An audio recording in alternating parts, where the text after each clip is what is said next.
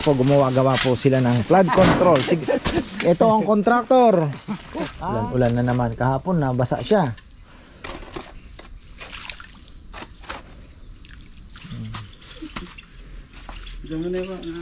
Pagdadaan sa kongreso ito, ang budget nito milyon-milyon na. Oh. Itong konti na to kaya. Oh.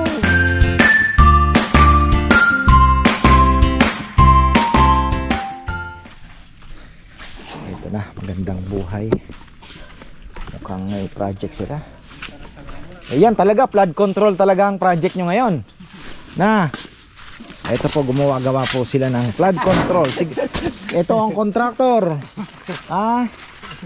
Ito po ang kontraktor, si Kongkong. Flood control. Sigurado yan. Oo. Talaga kasi binaha si Rambo nung nakaraan, kaya gagawa si Kongkong ng flood control. No, Kong? Yeah. Kahapon nga kinakabahan ako kagabi, malakas na naman. Sabi ko, bebe, gusto mo papuntahin mo na si Rambo doon sa kabilang kwarto. Mahirap nang magising, pero ngayon magigising kang may tubig.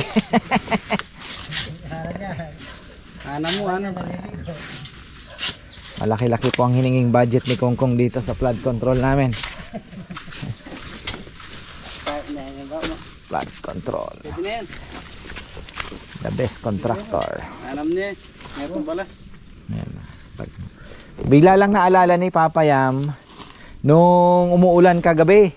Naku, sabi niya ganun. Di pa pala natin nasasara kanya. Ang daming bulaklak oh. Bagay, hindi naman natutuloy, ano? Ano kayang pwedeng i-spray dito? Lagyan kaya natin ng abono to, Kong.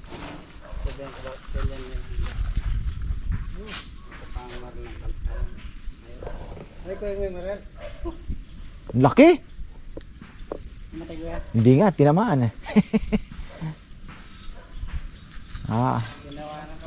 Uubusin ang ano natin, isda. Ay mga farmer, dami pong bulaklak. Nako, delikado itong kotse ni Kuya. Baka pasukin ng daga yan. Si Cardo po ay pinasok. Buti na lang maagap ako. Nung naamoy ko, sabi ko, parang ibang amoy. Pinalinis ko agad. Ayun, may daga. Pinalang chinek namin, wala naman pong nilagyan.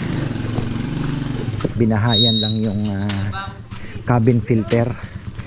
Sakto doon siya tumai at umipot, ay umiihi, kaya mapanghi. Amoy na amoy namin. May hinatid pala si Grinor? Na?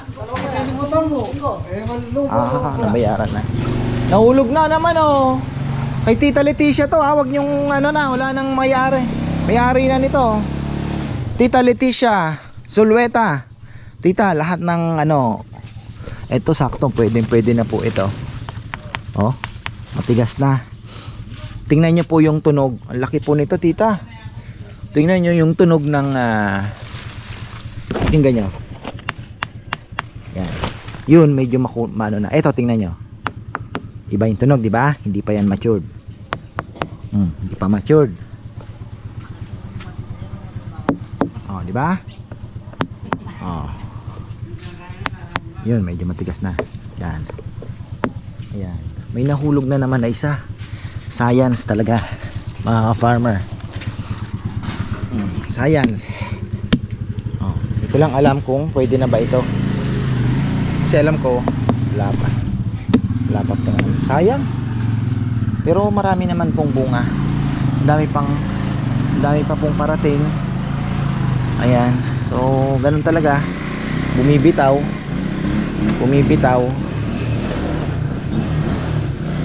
Pero marami pa pong parating yan. Eto pagka namunga pa. Ayan. Baka tayo na lang ang mag-juice, magbenta na lang tayo. Ayan. So, ito na, fertilizer na rin itong ating niyog na ito. Malay nyo, di ba? Tapos itong avocado, malay nyo, mamunga. 2,000 siguro tinanim to 2000 12 o 13 na may 10 taon na ako, hindi pa rin namumunga. Ano talaga avocado, no? Hindi Galing ko na. buto. Galing buto. Oo. Dapat na yung mga yan. Hindi, talagang lagpas na naman siya sa bungahan. Tapos na yung season. Antay na naman ng next year. Abunuhan kaya natin to sa ano? O baka nakasama yung gulong, ano? Yung gulong. Si kuya naglagay nitong gulong na ito. Yung gulong, tingnan mo. Hindi siya makahinga. Ha? Bata pa. Ano pa naman to? Hindi pa naman. Yung ano to yung debote. Yung kaya ano to? Yung kayo. Katabi ni Vic Barakaw, ni Kuya Vic. Yung magobe. Oh, yung mataas na ano doon. Sukinima yun. Masarap ang avocado noon. Kaya ko lang. Mahaba yung buwan. Oo, nakapakyaw ka na ba doon? Hindi pa kayo. Nakikita na yung pag-inom. Kung ilipat kaya natin yung mga baboy dito, mabaho talaga doon, maamoy pag medyo marami na. Dito, tapos takbo na lang yung tae. Ukay tayo ng kanal. Oh.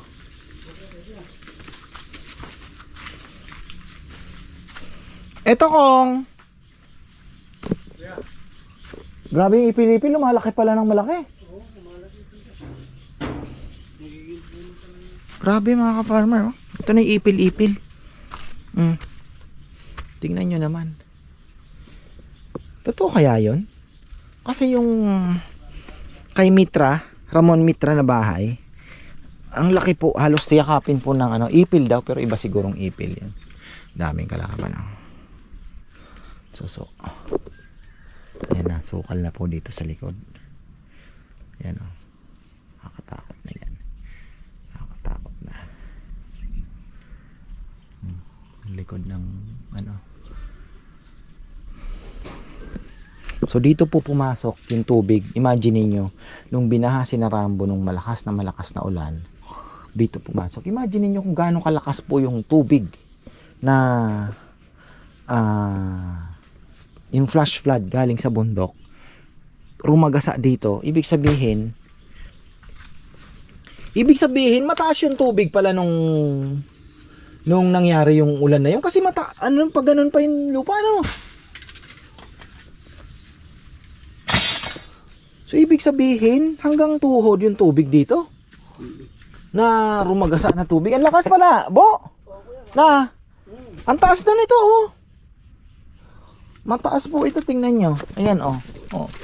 Oh. Ibig sabihin Ano nakakasabi kay Kuya Rambo? ibig sabihin malaki yung tubig. Malakas yung tubig po galing Tingnan mo bundok. yung bakod nung kuya. Na? Dagsa. Bumagsak? Yan, bumagsak daw yung ano ni Engineer Bailon. Ay, alin dito. Ito, ayuan eh. Dati nakatayo yan. Oo nga. Bumagsak. Sa tubig din ano. Mahina kasi ang kontraktor niyan. Tinatawanan nga ni Kuya nung ginagawa yan eh. Mahina yung kontraktor niyan. Lahat ang puting na ano. Halos talaga parang tinayo lang na. Kaya natatawa si Kuya nung ginagawa. Ayun pa pala yung ano kasi itong mangustin yan. Ha? Galing. Oo, sobra na yan. Baka ganyan lang. Baka ganyan lang kalalim. Siyempre, bakod eh. Alin, malalim na ba ito? Pwede na yan kasi ano lang naman eh. Pwede na yan. Pero hindi ko malubos maisip. Ang taas pa pala ng dito. Ibig sabihin, ang lakas ng tubig na Hanggang dito na kuya. Okay, malakas yung ano dyan pala. Hanggang dito na. Hindi naman ganun dito. Hindi dito na. Ayun dyan, pero yung tubig hanggang sa anong tiningan mo ba? Ayun, kasinta. Okay, malakas yung ano dito yun. Umaga nun. Oh. Mga lahat ng ito na. Kasi ako namin dagsa.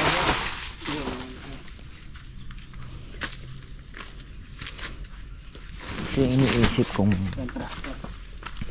ito yung iniisip ko pong ayusin. Kaya lang pera na naman. Yan, mga farmer. Ito.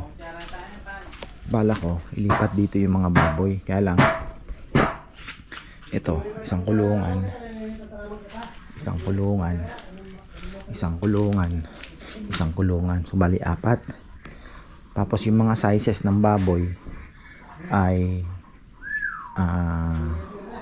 pagsasama-samahin na namin. Kaya lang, kailangan po ng matinding repair nito. Kamali ako. Ito yung binubungan ko. Pinaayos ko po ito eh. Pero nagkamali ako dahil hindi naman nagagamit. Yung tuloy na ginagamit namin hindi ko napapaayos dahil syempre may mga priority tayo. So ayun. Ayan no, basag-basag din po yan. Basag-basag. Sabi ko nga kasi pagka maulan, may amoy po talaga kasi syempre baboy, hindi naman natin maiiwasan yan. Pero yung iba okay lang naman. Kaya nga isa din sa mga reason bakit gusto ko po na dalhin na dun yung mga bisita kumakain. So ayun. May bibi pa pala dito. Oh. Aro. May itlog pa oh. Yung kontraktor ang pinag-iigip ninyo oh. Ang laki pa pala ng area na to no? Na, Nel. Ang laki pa ng space dito. Tinambak na dito yung mga basura oh. Yan oh, mga farmer oh. Ang laki pa pala ng space na to. Tingnan nyo nga naman.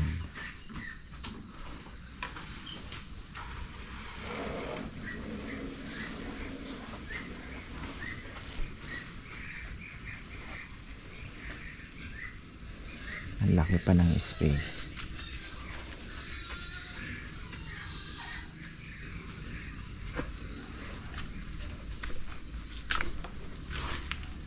Itong santol na to,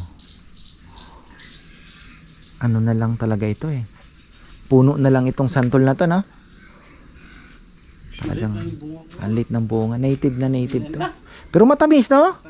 Matamis, ang liit lang bunga. Wala mapakinabangan. Kuya pa ang nagtanim nito. Ano lang to kasi basura.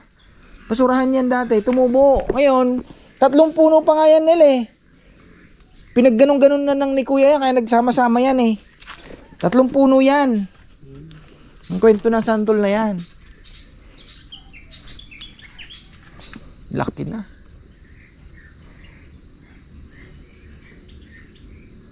Laki pa pala ng area na to. Ngayon ko din lang napansin. No? Kung titibagin mo lahat ito. Ha? Aliwala. Sana? Bagay yung yero. Mapakinabangan. Ano?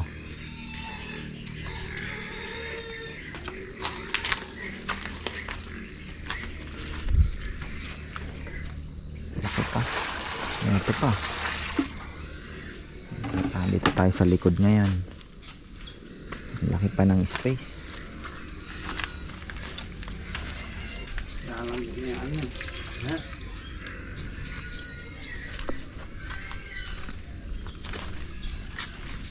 Okay na yan, basta wag lang ghost project. Ano yung box na to kaya? Substanda, ha? Oo nga no. Para saan nga yung box na yan? Nalagyan ng tae. Wow. Bagsakan ng dumi din ng... Ayan. Si kuya ang engineer dito eh. Engineer. Di ba? Ano? Si kuya ang nag-ano niyan eh. Kasi nga dugtong-dugtong to ang nangyari nito. Hindi siya isang plano lang. Ang unang-unang ginawa namin, yun dito. Yung puro buho pa. Nabot niyo pa ata yan eh. Tinibag yun eh. Ang baba pa ng ano no, ng bubong namin, ganun lang yung buho lang na pag ganun, tapos sinero lang namin. Ang baba pa noon, yun ang unang-unang bahay ng baboy. Tapos meron pa nga nakasulat dito eh, may pangalan kasi yun eh. Nawala na. Rod was here. Si Rod, ano yun? Wala na.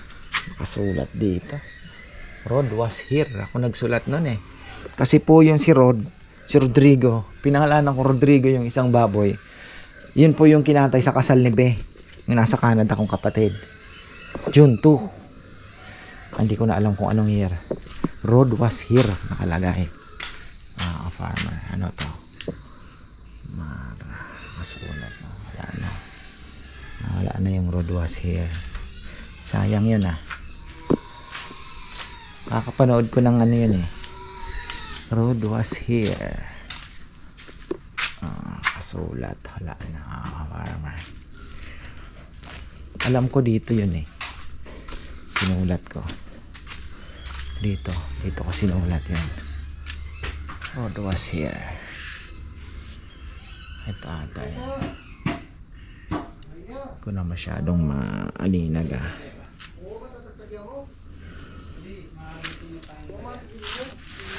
Wala na.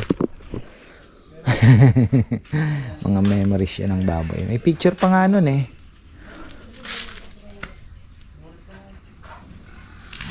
Wala na. Si Rodrigo.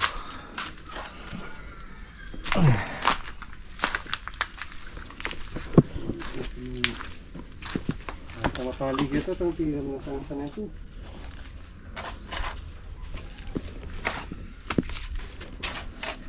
Basta wag lang matitibag. Ang problema, saan ang dadaan yung mga marites? Yung nga, oo. Hahakbang. Wala na, oo. Na, Nasampa na lang. sasampa sila, no? Hanggang saan kaya yung tubig na rumagasaan niya, no? Malakas kasi kuya eh. Ha? Malakas talaga. Yung sahog. Yung sa inyo noon, di ka kinabahan noon? Nabanaw Di ba ko merong ding lupa sa taas sa likod niya, no? Medyo nang din ako kuya. Di man ako nakatulog. Daming ano.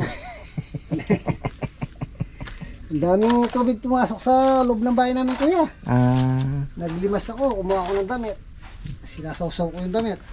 Ay, parang Tapos pinipiga. pinipisa ako sa ano. Timba. Ba? Aga ko nagising. Sarap pa ng tulog ng kasama kong bahay. Kampante. Diba? Naglimas na ako.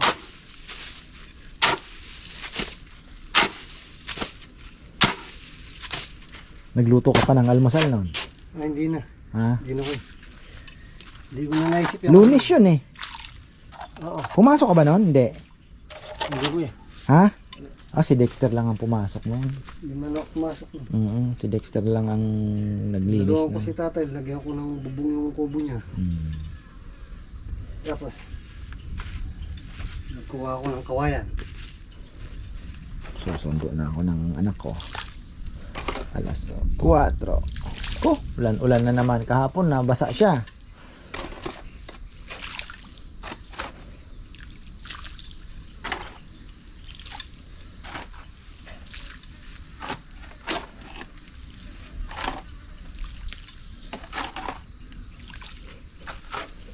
Tapos ang bakal ninyo, wala. Ito lang. Ito. Naputol-putol na yun pa. Sakto lang yan. Ito, ang tinanim natin, ano to? Mangustin. Mangustin niya kuya. Mangustin yan. Hindi ka mo kaya nandun sa labas yan. Pero maganda sana nito, pag may time ka kong, itrim mo na itong mulberry itong grabe. Alam nyo, ang history po ng mulberry ito, mga ka-farmer, yung mulberry ni Lola sa bahay, doon kinapapayam, pinutol na nila. At mayroon lang pong tumubo na ganito kaliit. Doon, pinutol namin ni Bebe, itinanim namin dito at ito na yon. Ang girlfriend ko pa lang siya noon, mga ka-farmer. Ito, Madre de Agua ito. Ha? Yan na yan. Yan tatlong na yan na matatandang puno ng mulberry na yan. Kaya lang, hindi ko alam bakit di lumaki yung mga ano. Sabi ni Bebe, nung bata daw siya, malalaki daw yung mulberry. Ayan po yung pinagmumula ng mga mulberry namin. Na napakalalaki na. Ayan o. 1, 2, 3. Ito, bago na yan. Ayun. Yun. Tinanim namin dito nun. So ayan, tingnan nyo naman, napakalaki pa pala ng potensyal ng lupa na to, itong side na to, laki pa, diba? Laki pa mga farmer ang potensyal na pwede pa nating gawing business dito, ano, o anong pwede. Kasi kung aayusin natin yun, let's say yung doon yung baboy, maayos natin itong part na to, pwede nating ano, maganda.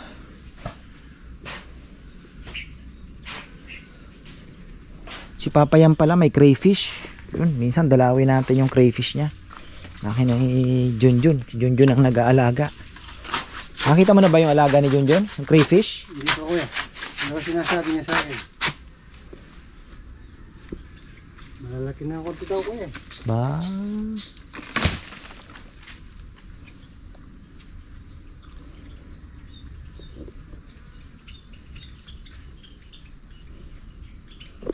Kailangan maputol tong anong to. Baka basagin yung pader, ano? Napakalaki na ng ipil na yan, ha? Mga ilang sako yung uling yan, Kong? Ano kuya? Pati puno. Lima lang? Pati puno kuya. Sabi ang ba? Sabi yan.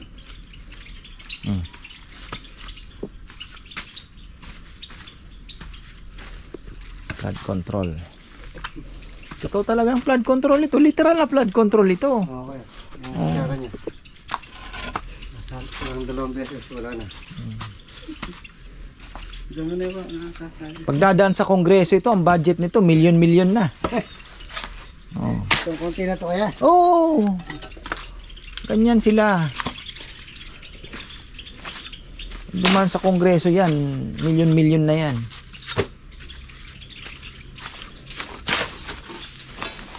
Bili ng eroplano.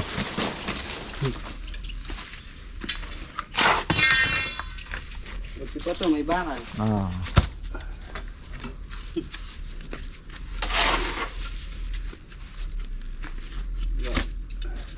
Ito to, may bakal, may bakal.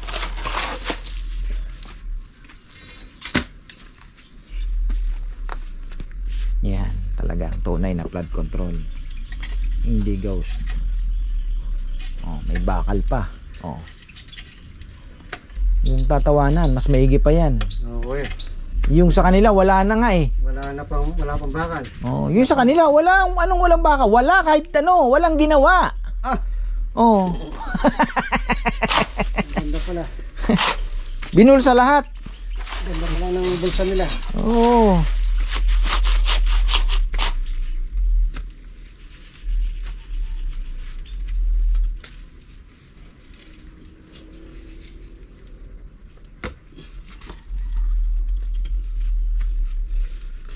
Lu.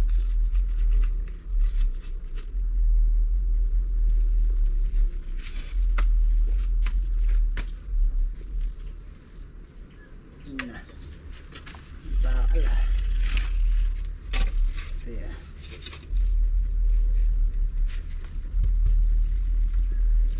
Yan.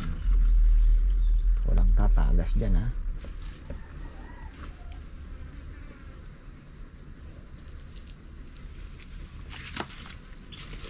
Lumihis pa kasi sila eh. Dapat, ito kasi yung, ayan na yung muhon dyan, oh.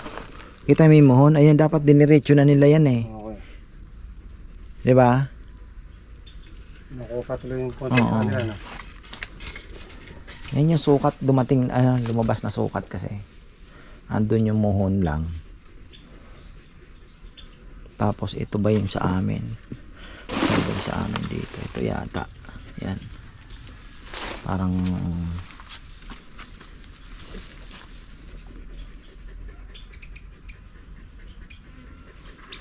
Nabla.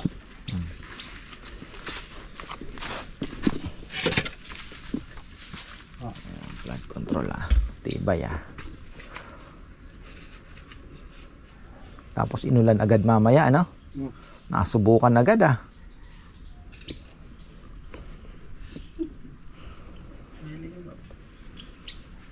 Pwede kang kain na ba? Oo, pwede yan.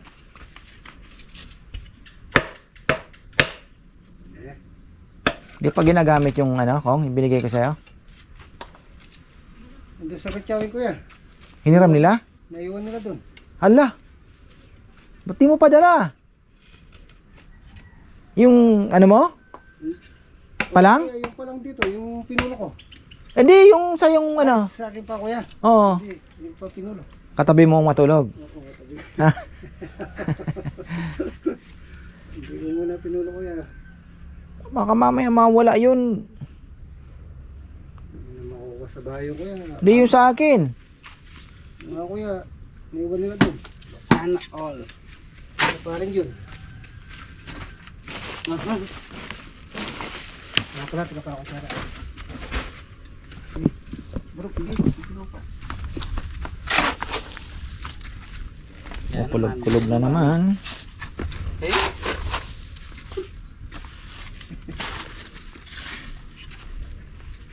Iyan ha.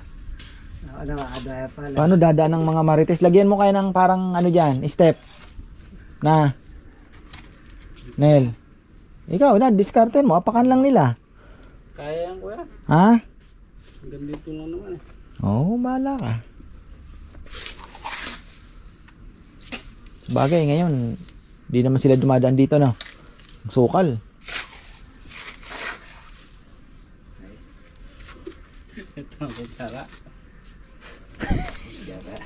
Ay, alis na nga. Tara na, Chuchay. Huwag ka na dyang ano.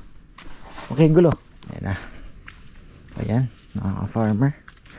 Yan po yung flood control na ginagawa nila. Sana wag mahulog ito at para naman po may makuha si Tita Let. Siguro next week baka magulang-gulang na po ito at may makukuha na siya. Sigurado na yun, sigurado na yun. Dalawa na po ang sigurado dito. Ito matigas na rin. Yan. Ito bago pa. Pero malay natin. So ayan po. At ayun, belated happy birthday pala kay Lorenzo Sigua. Farmer Lorenzo Sigua. Ating kaibigan na taga Alberta, Canada. Ayan, belated happy birthday sa iyo. Kita ko lang sa ano mo, birthday mo pala. So ayan, maraming salamat sa suporta mo at ingat palagi. See you when I see you, syempre. So ayan, marami pong salamat mga ka-farmer at magandang buhay.